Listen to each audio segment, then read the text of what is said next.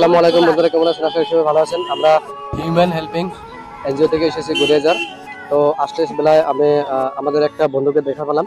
তো বন্ধুকে দেখা পেয়ে আজকে আমি এনাকে চুল দাড়ি কেটে গা পা ধুয়ে নতুন জামা পরিয়ে এনে কিছু খাবার ব্যবস্থা করেছি, খাওয়ার ব্যবস্থা করে এখানে যাবো। সো আশা করছি ভিডিওটা সবাই দেখবেন, শেয়ার করবেন। Thank U.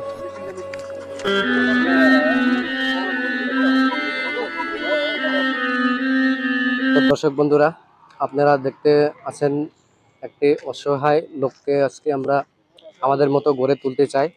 আমরা আজকে আছি ডিমাকুসি গুদলি মার্কেটে।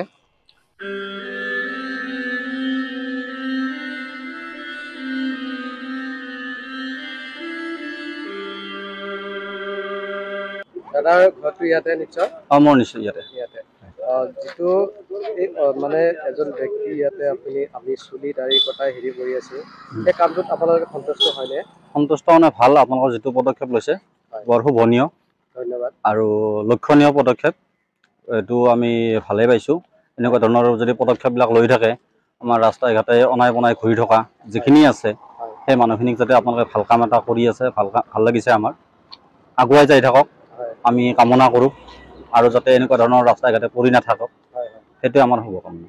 আমাৰ অকল এইটোৱে কাম নহয়, যদি ধৰক ইয়াতে কোনোবা দুখীয়া দৰিদ্ৰ লোক আছে, যি লোকসকলৰ ঘৰত এমুঠি খাবলৈ সাজ পায়, সেইসকল ব্যক্তিকো আমি সহায় আগবঢ়াওঁ আৰু কি আমি। গতিকে এনেকুৱা যদি ব্যক্তি আছে আপোনালোকে আমাক জনাব। আমাৰ এনজিঅ'টোৰ নাম হ'ল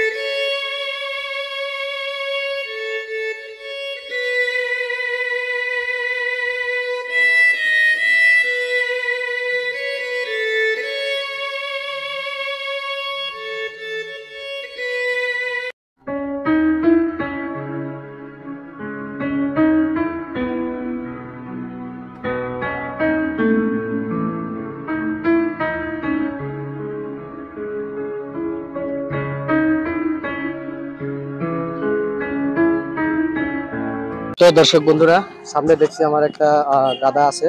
দাদাকে আমি কিছু জিজ্ঞাসা করব যে, আচ্ছা দাদা, যে কাজটা আমরা করছি, কাজটা আপনারা সন্তুষ্ট আছেন তো? ধুনীয়া কাম কৰিছে, ইয়াৰ বাবে 100% সন্তুষ্ট মই। কাৰণ ইয়াৰো এটা জীৱন আছে, যাতে জীৱনৰ পথত সিও এখোজ আগবাঢ়ি যাব পাৰে। তাৰ বাবে আপোনালোকলৈ ধন্যবাদ। এনেকুৱা কাম আৰু ভৱিষ্যতে কৰি যাওক। আপোনালোকৰ এনজিঅ'টোৰ উন্নতিৰ কামনা কৰিলোঁ। ধন্যবাদ, ধন্যবাদ আপোনাক, ধন্যবাদ।